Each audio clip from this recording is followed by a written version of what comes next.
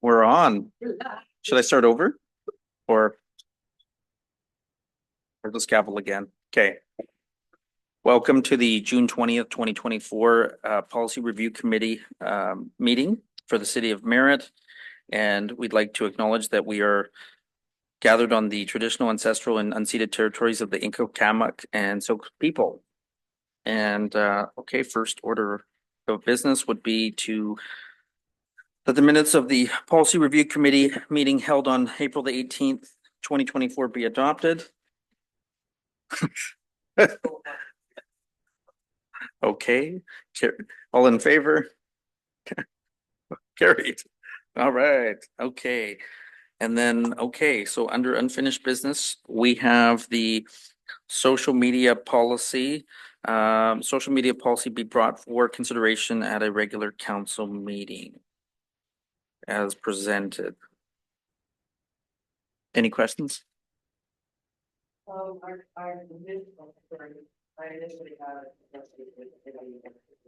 As I read on, where it said using social media for city business. Point 2 says social media can only be used or can be used for a variety of purposes, but while conducting city business, employees should only use social media accounts set up specifically for work purposes. Don't mix business and personal messages when using online services. And I know that it's probably a lot of anybody, if you have a computer in front of you, I just want to look something up quickly on Google for this, that. Is that excluded as well? You'd have to use your own phone or. Chair or CEO, sorry. No, so I mean, we do, if you're on your 15-minute coffee break, whatever you want to do, but ultimately the reason we want to exclude those things is because if you put out a personal opinion on social media that pertains to work, then it is available under the Freedom of Information Act. So somebody can request those social media posts. So we want to keep, if people have social media channels that are set up, we want all city business to be on those social media channels. And that's really important for council as well. I was at the LGMA conference last week, and there was a very big conversation about instances where social media posts came back and bit communities in the bum because they ended up having to produce those social media posts as part of the Freedom of Information. How about That's not really what I was talking about. But yeah, so when we're doing if somebody's looking something up on their computer, as long as they're getting their jobs done, maybe it's on their coffee break or whatever, it's not really an issue. Social media is definitely separate then, because those aren't necessary. Although obviously there are some computer things we don't want people doing. now? Yeah. One question I was wondering, every now and then, sometimes you'll see something on the Merritt Wire or whatever Facebook group, what time is an event or something. So sometimes people comment factual information. Would that, I don't really see that as they want us to be accurate and careful in here. Social media has a variety of purposes. I mean, if you're a staff member or council and commenting on something factual, do you? Absolutely, I think that is acceptable, but we want to be very cautious of is Expressing opinion? Yeah. Yeah. Council's direction. Yeah, that's what I was thinking as well. Councillor Trini? Create a city Merritt Council Facebook. Is that going to be set up? Yeah, we're ready for you. We'll set that up for you. Okay, so it's going to be like not just me, it's going to be a Collective group. It could be multiple administrators. Okay, good. Yeah. Okay, so if you could start that. Yes, we'll get going on that. We'll get We can have something fun on there. somebody A group It's photo. not mandatory that we participate in that. No, but if you're out, I mean, part of what people want to see, and this is what, I mean, why most places have, or I see on LinkedIn, lots of town city councilors and mayors and stuff have LinkedIn, and they're just posting about things that are going on in their community. And it's factual, or they're at an event and they want to post hey, here we are, we're supporting whatever, or we're at, for us, we're at the rodeo, or we're at a dinner for somebody or something, like where it's a council invite thing. It just gives people that understanding that you are actively out there in your community. Okay. And participating. You're not putting anything snazzy on there. You're just really like, hey, here we are. 7 p.m. There's Yeah. this meeting or Yeah. whatever. Yeah, I would think that that would be reasonable. So then if people start using, like the general public start contacting us through that Facebook page and they want answers, we just use our, my go-to as well. I'm not sure at the moment. I'll have to get in for more information, or you can feel free to contact the mayor. Yes. Or, or even feel free to contact the city or maybe the Yeah. generic We can save also turn off comments. depending on how it goes, like, and we Yeah. can put we can put preambles, like, this is not for direct communication with mayor and council, or if you ask a question on this, you will not receive a response until kind of thing, right? Like, Mhm. we can put some of those parameters and have it on there for people to see right on the front page of it, or just turn the comments off and it's really a council giving you information versus council receiving information. Yeah, Personally, okay, I would, yeah, I would, prefer that. well, I don't mind the comments being on there if we monitor it, see if it stays positive. If we find that people come to our page and start writing inappropriate comments, and we can delete them. As an administrator, we can delete comments. Because I don't think people want to feel stifled, but I think towards counselors, people can be reasonably polite.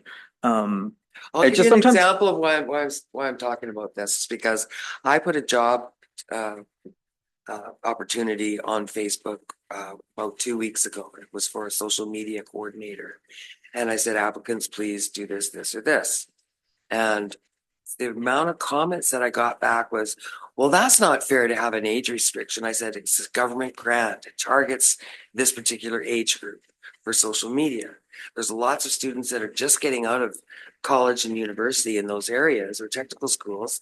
And, well, I don't think it's fair. Well, how about, and then there was a lot of banter about that. So it's like, I'm hiding this and hiding that. Because, but then it looks like I'm not engaging with the people that are talking to me. Well, that isn't the kind of engagement that I wanted.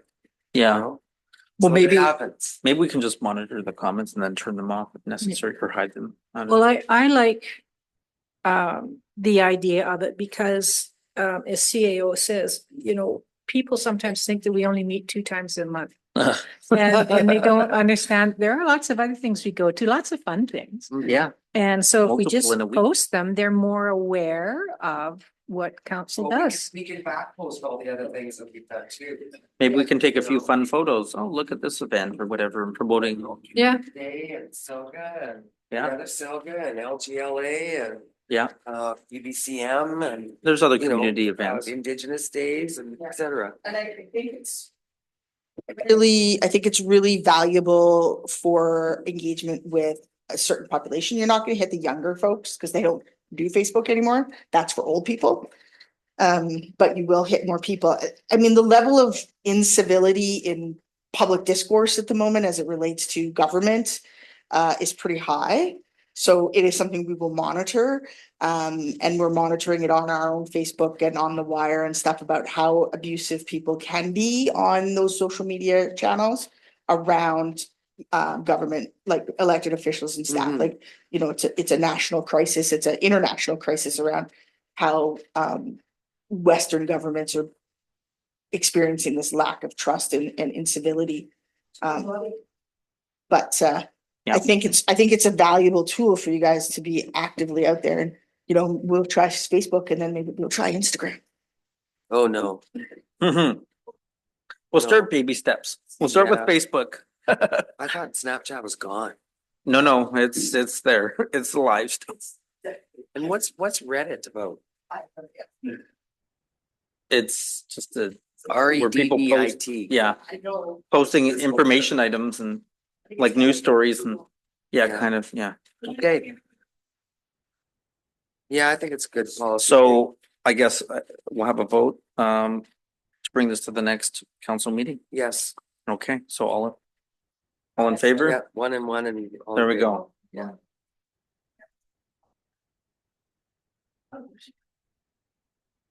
All right, so I guess now we're into new business. Bylaw notice enforcement and to be presented by Director of Corporate Services. Thank you, Chair. So in 2019, the City of Merritt Council passed a resolution to seek inclusion in the bylaw notice enforcement bylaw program. And at this point, we are now able to start moving forward with this. So the resolution has been forwarded to the Justice Department, the Ministry of Justice, and they will be able to consider changing the regulations in January of 2025. That also gives the City of Merritt approximately 6 months at this point, 5 months at this point, to start working on the bylaw. That would go hand in hand with this change in the regulations.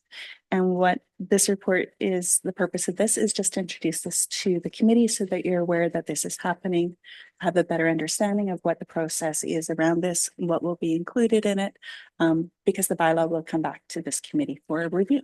Okay, so what we're operating under right now is the municipal ticket.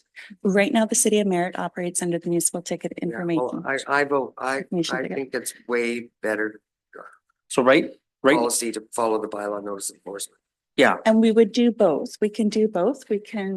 There's benefits to both. There's drawbacks to both. So. so when we're part of the bylaw notice enforcement, would that also be where they enforce it through ICBC as well? Like, so that if a person doesn't have those enforcement tickets paid, that it affects the driver's license and whatnot? No, it would not No, affect their it wouldn't driver's get that, license. okay. No, municipal tickets don't get included Okay. on a person's driver's license. That would only be criminal or The only reason tickets I that are asked issued is by the RCMP. I know there was a point in time where family maintenance payments were affecting people, their ability to renew licenses in BC. So I wondered if maybe that would affect people that way. Yeah, no, but- this would not.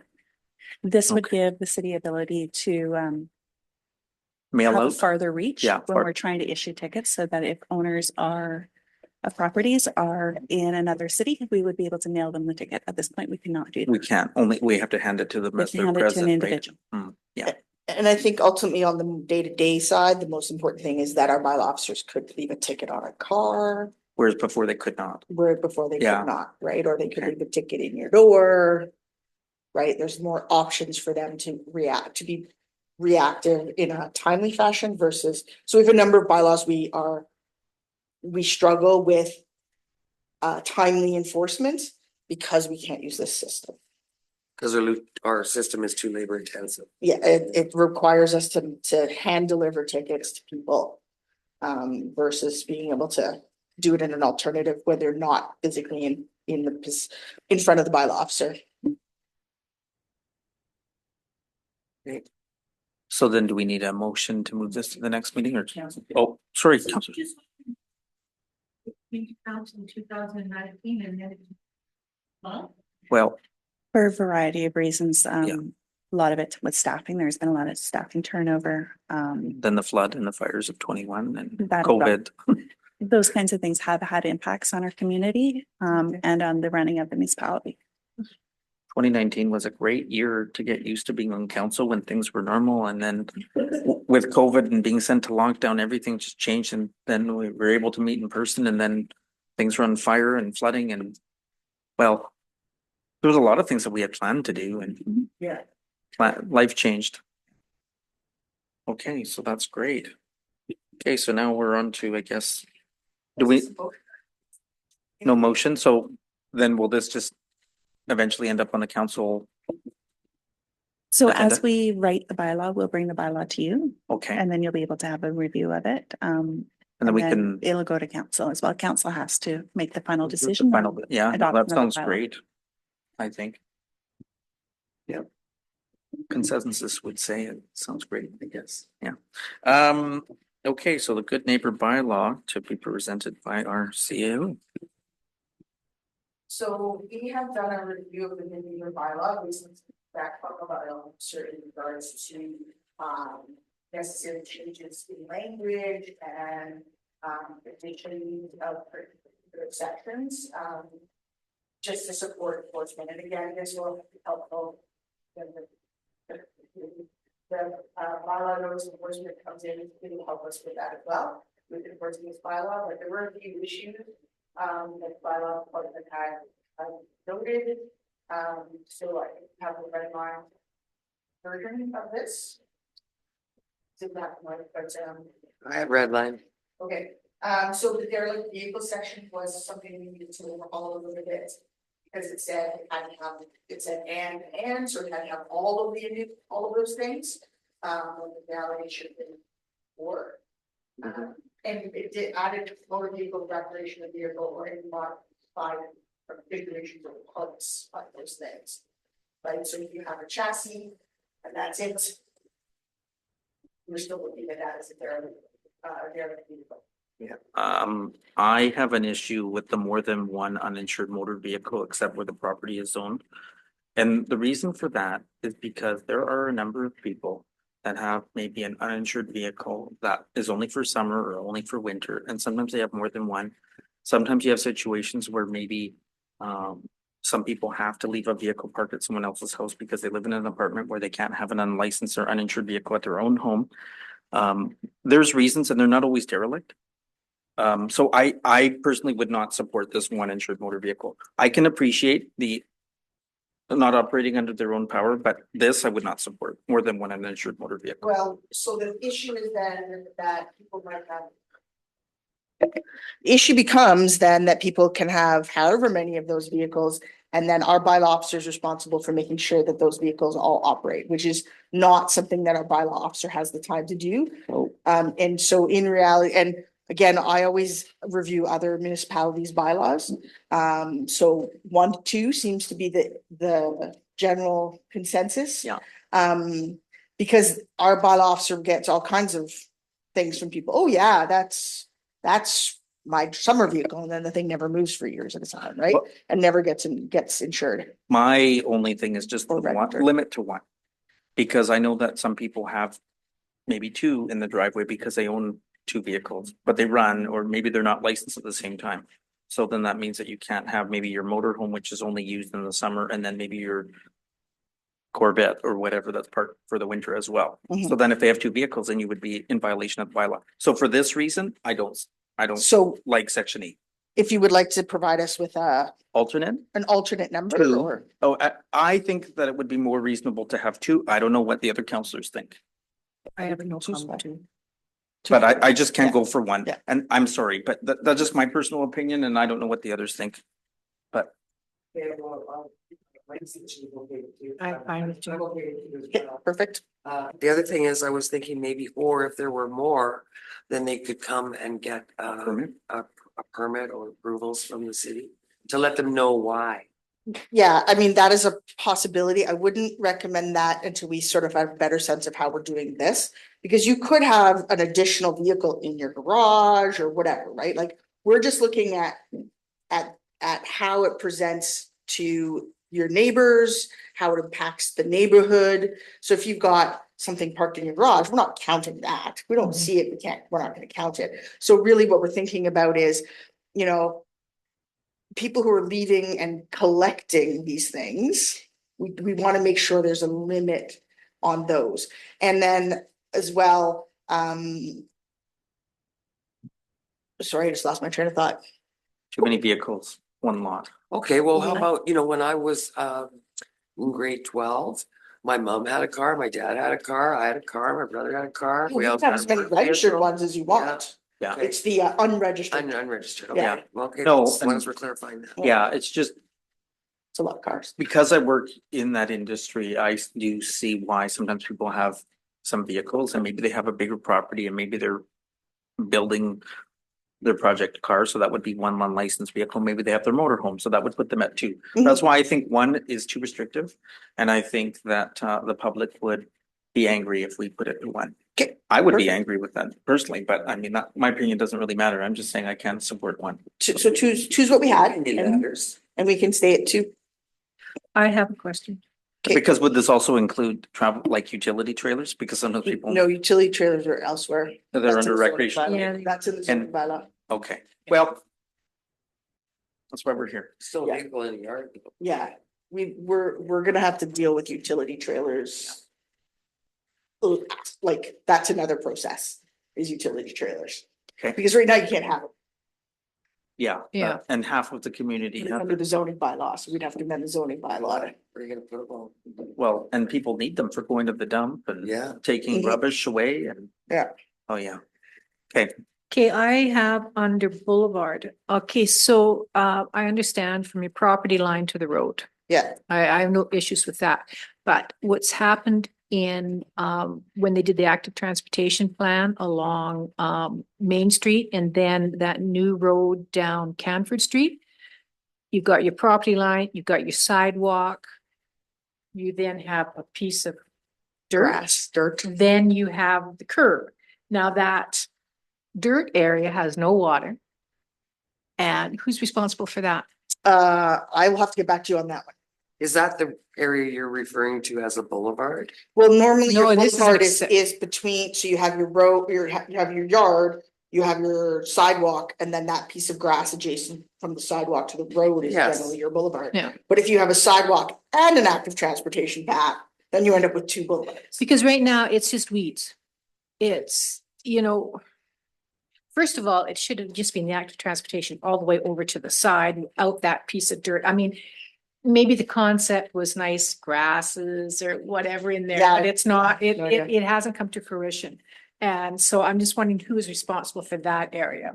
Well, technically it is part of the boulevard, but I understand what you're saying around it being kind of like an awkward situation. So I think we'll discuss that with Public Works and see what we can come up with to support that not being unattended. Other than that, I find no problems with the good neighbor bylaw. Can I ask, There have one thing in here. I had a question of clarification regarding vacant buildings. Okay, because- so that's good. Sorry, well, I it just, didn't want to go there.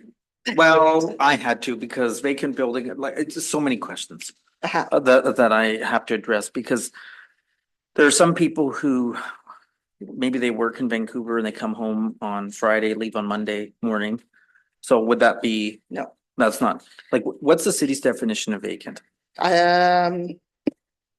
Sorry, I'm just trying to get to that. It means a building or structure which is without lawful No, resident or occupant. I understand that part, but the thing is because like at what level, if people are away, like they're snowbirds. You have to be, it has to be consistently Unattended to, Unattended. unoccupied? unoccupied. Or derelict. A derelict vacant or just. Both. Vacant or derelict vacant, it It doesn't says a matter. building which is not being put to a lawful commercial, residential, or industrial use for a continuous period over 45 days within a consecutive 60-day period. I think that's fairly straightforward. Yeah. But some people are away on holidays. in That winter. doesn't, Okay, it's occupied. Yeah. They're on holidays. it's but it doesn't- unoccupied, not vacant. I just want to make sure that we're Yeah. using the same, like. No, I no, have an people on holidays get to go on holidays. Yeah, well, Counselor Charney wants to go on her, I wasn't gonna go and use her as an example, but, because I didn't want. snowbird trips. But no, no, this is, there's no use of this building. So is the concept of this to get rental out of vacant properties? What is the idea behind the? So there are a number of issues, right? There may be nobody monitoring it for damage or fire. And so that puts additional strain on the services of the city. Wow. So we're already talking about potentially the need, well, absolutely the need for a second bylaw officer. And it's because of these kinds of things that people don't see.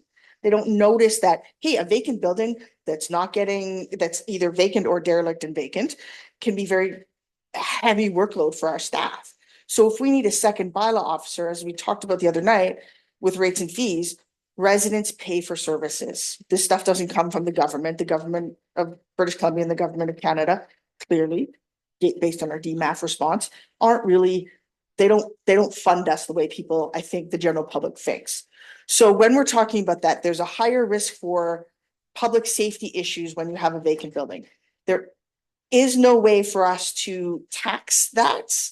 In some jurisdictions, they are allowed to tax vacant buildings, which exactly what you're talking about makes people get them rented. Right? Well, and it also puts them at a target for vandalism and fire, which is what we had up the hill the other Yeah. day. So if we have the ability to have more patrols, to make sure our community is safe, plus we also want to make sure people aren't just buying properties and sitting on them, because it's not a good look for our community. No, Right? We need people to be buying, if people are going to come from other parts of the country or other countries and and buy properties in our community, we want them to actually be using those properties for something. That makes sense because it attracts Now, I will unwanted say, activities sometimes or fires and. I will say, should I say it? I should say this. I will say that this is from the Penticton Good Neighbor Bylaw. And, so this may or may not play out the way we want it to, but it was one, I think council kind of talked about how do we address these people that come in and buy houses and they're not renting them out, but they're never here. Like how do we address this issue of property not being used to its fullest potential? Well, I think that the bylaw officer showed you 6 or 7 fire damaged vacant buildings. Right? Plus we have other ones that are sitting vacant that are not currently derelict. So he didn't bring those ones to you.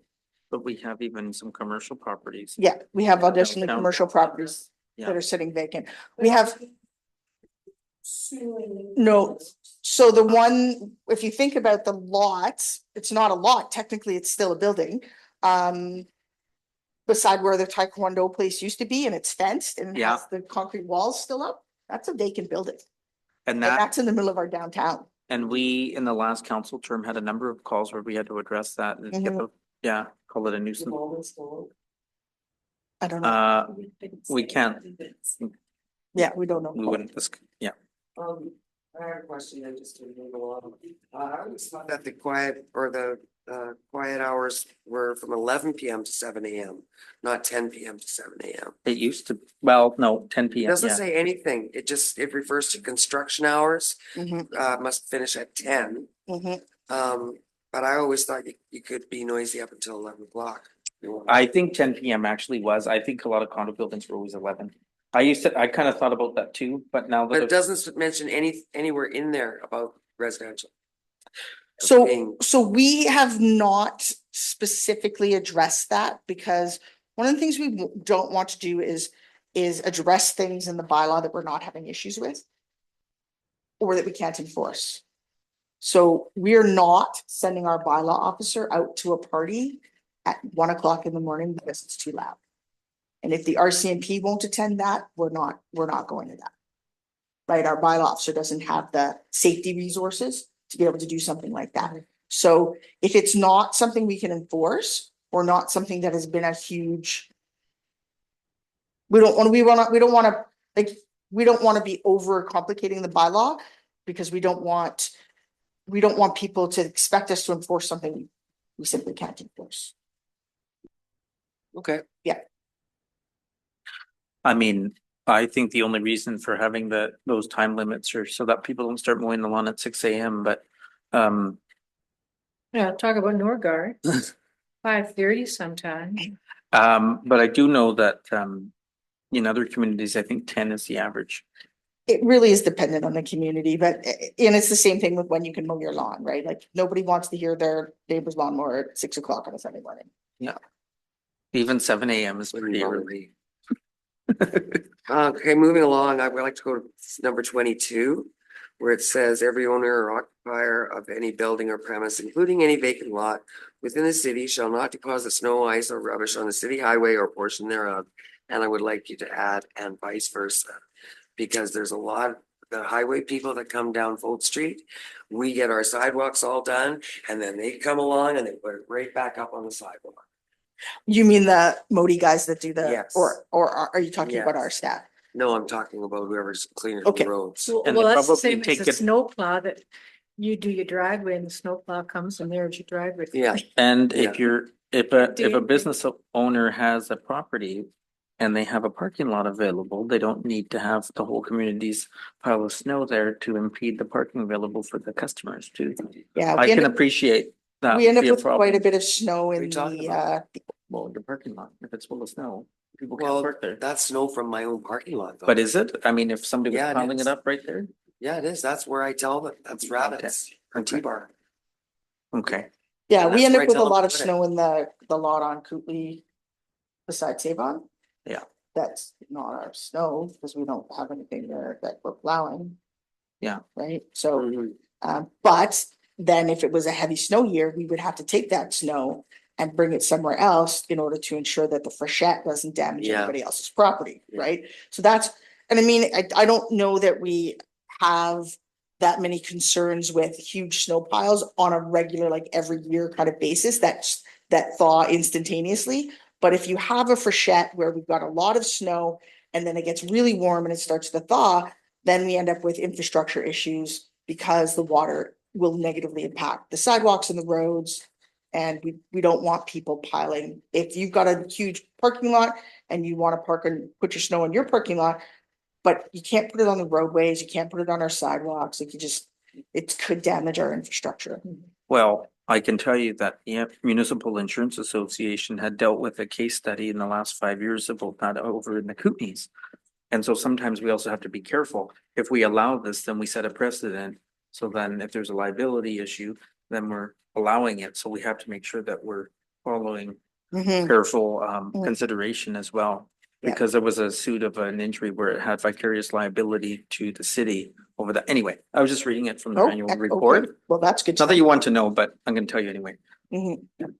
No, it is good to know because we have to be aware of Yeah. we may be held liable. I mean, hopefully not, but yeah, Mhm. okay. They do have more snow than we do, so at least we To have, that. yeah. Okay, and on number 55.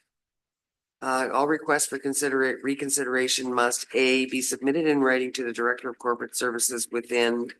And then instead of saying B and C, it probably should be I, and then C should be double I, because Oh, sure, formatting, yeah. the format, okay, Yeah. So or 1 and 2 or whatever. when we're doing the reconsideration, are these buildings that maybe had damage that they're gonna be repaired for reoccupancy perhaps? Is that where we're going with these sections in 54 and 55? Maybe a building had a damage that needs to get their occupancy permit reinstated, perhaps?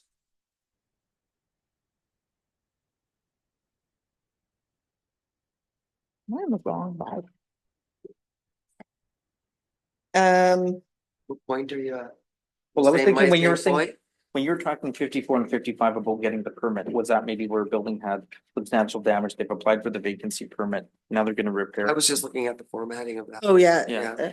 I mean, ultimately, what we're looking for is that you, if you have a permit, a vacancy permit, and then you want to do the work, but then you leave it undone or you it continues to be vacant, then you have to get another permit. So your vacancy permit would expire if you had a building permit. Yeah.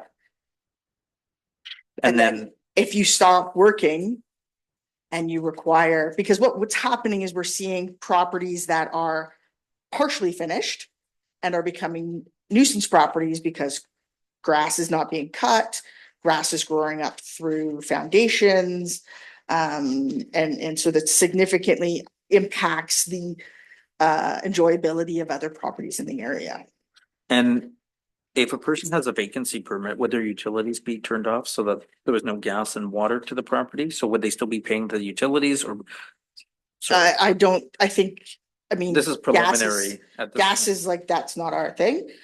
They could leave their water on if they wanted to. If they're not, then they're still paying for the parcel tax. Yeah. Right, so. Sorry, it brings up so many questions that, And it's in the same way with the water and services, they would have to turn off the water and pay that fee. And if they were coming back, they would have to pay the fee to turn the water back on. reconnect it, yeah. So that's where we would cover those costs. I think the idea of it is good to get people encouraged to repair the building and pay for having empty property anyway. We're not But- talking a huge amount of money. We'll bring those fees to you, but Actually, I probably should declare a conflict of interest in this section. Oh, Which, the vacant Oh. property Vacant section. property. When So that- we come to it or right now?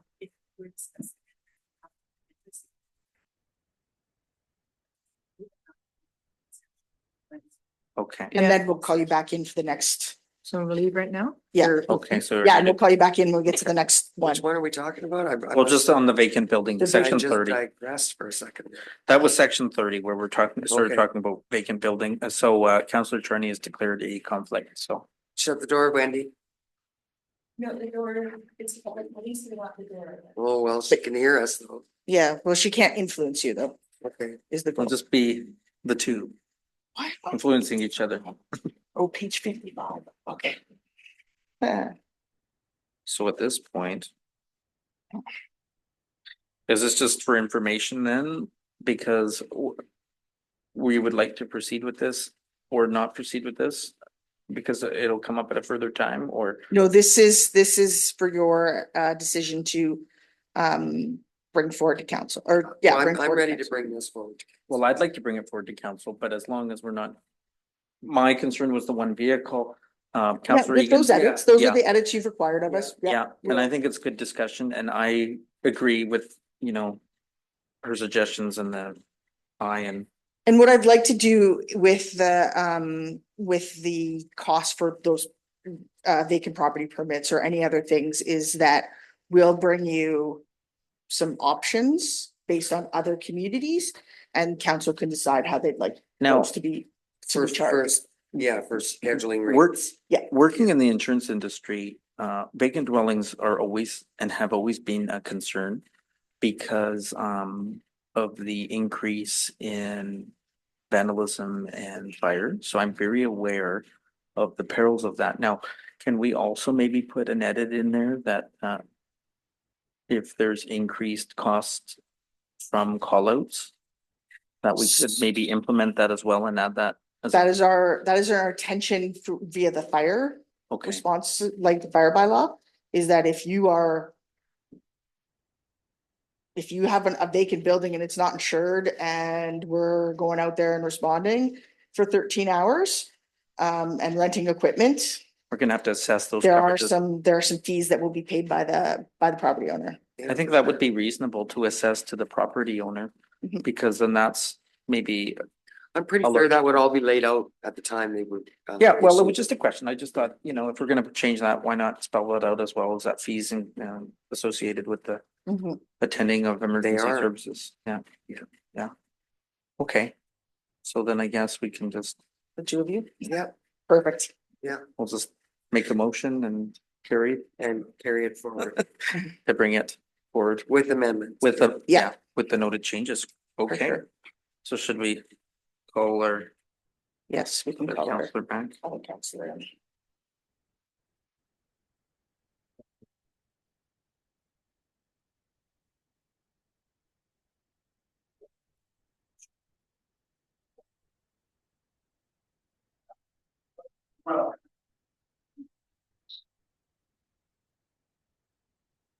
Yeah. Tangible assets. I can't believe we're just ripping through this today. We're all just. And I think along. this is very straightforward too. Yeah, but I got a few housekeeping. Yeah, great. All right, so now, We leave those just so that you have something I to do, know. right? I know. Huh. So under net book value, okay, so Second. we're at the Oh. tangible asset, capital policy to be brought forward for, Yeah. okay, so here we are. And 4.3. that amount. and yeah, Yeah. second line, and the amount of any Amount. write downs, Oh, yeah, look at that. residual life, end of its usefulness to the city. Or end of its useful life to the city, Usefulness to the city, yeah. usefulness to the city. Yeah. Useful life.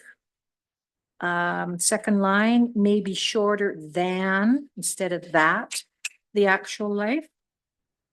Yeah, not that, yeah. And on number 13, natural assets. That second, although natural assets do not have a market value, that is a clause, not a sentence. Or it should be in brackets or a comma.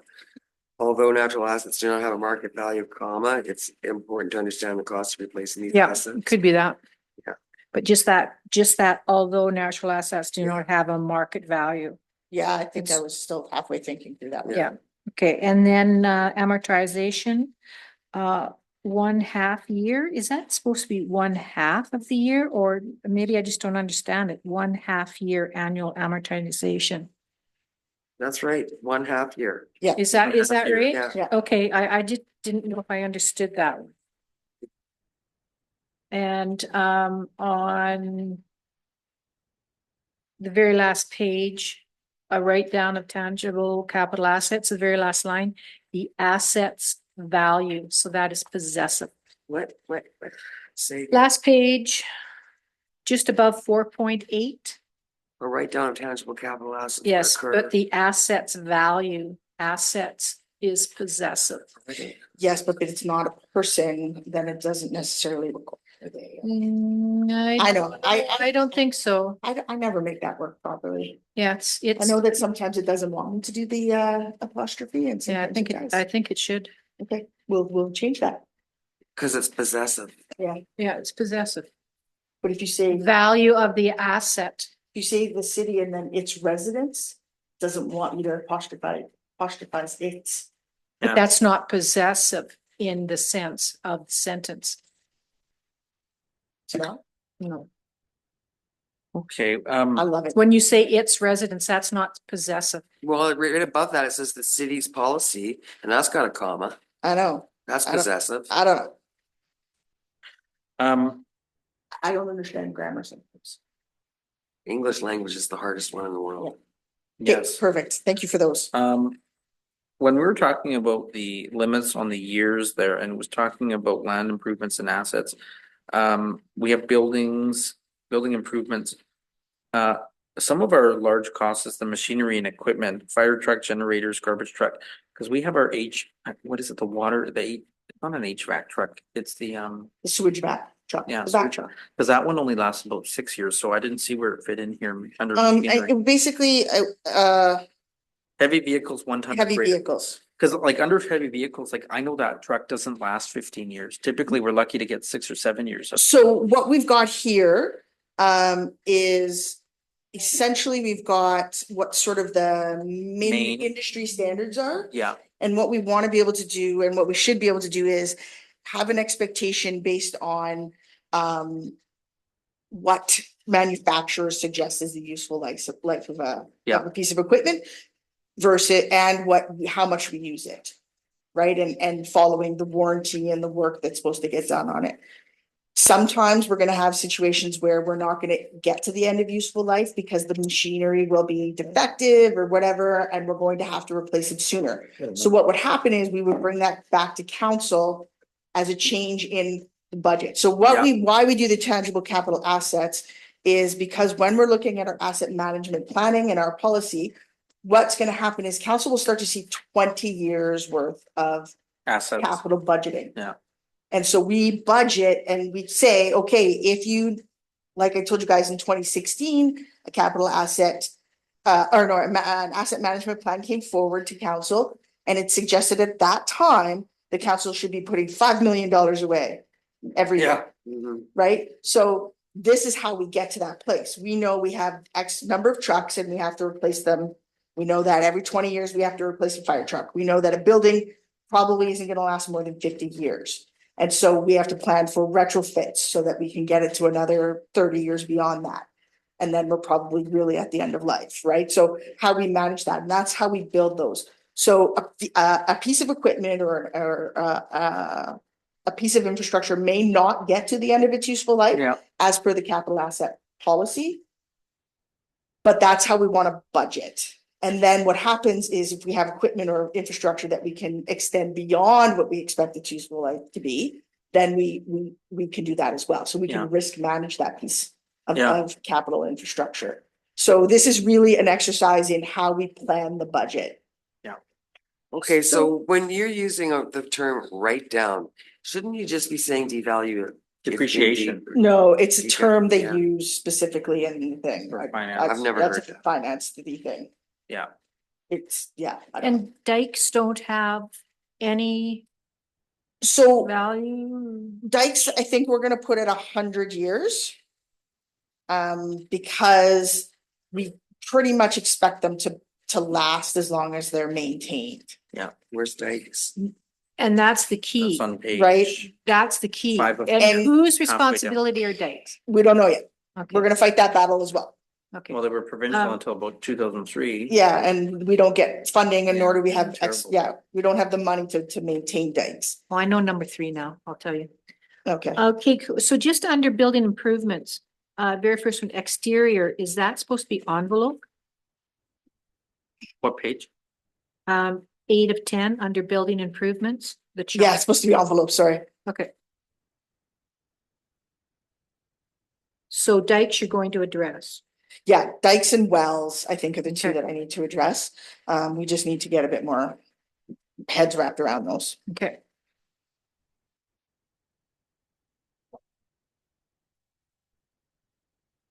I think it seems reasonable. Yeah, so really ultimately, this is what, because we're in the midst of doing this asset management stuff, what we want to do is give our consultant who we're getting our platform from. A clear understanding of when we expect our assets to become. To need to be replaced.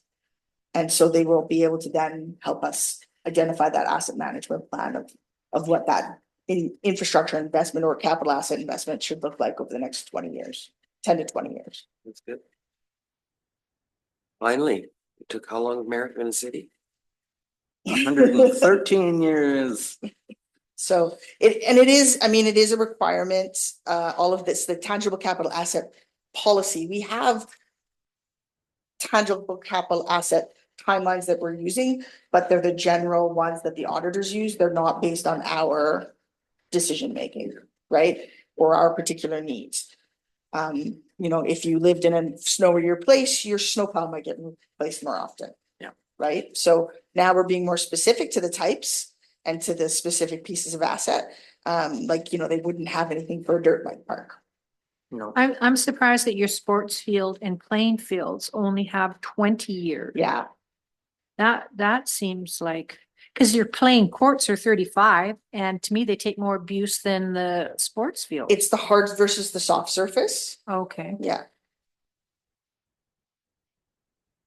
I suppose that's because of the turf or Yeah. something Yeah. not so long.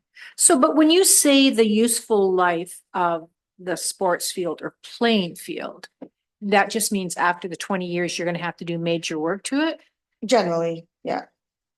and not But I think Year you to can manage that year, if you year do to- little that's what I'm saying. projects, Year to as you year. can. Well, and again, good maintenance extends the useful life. Right. The industry standard is 20 years for sports fields, 25 years for sports fields, depending on where you live.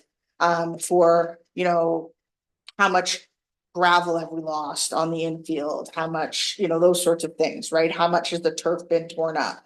But if you do good maintenance, that's how we extend the anticipated useful life of something. So if we invest in maintenance, just like our vehicles, right? If we are investing in good maintenance and following a maintenance plan, we can likely extend the useful life of our vehicles. Mhm. But when we get to a point where our maintenance plan or maintenance work, unscheduled maintenance work in particular, becomes more than our payments for a new vehicle, then we want to get a new vehicle. We're done with the old vehicle. Yeah. So it's the same kind of thing, right? Good maintenance.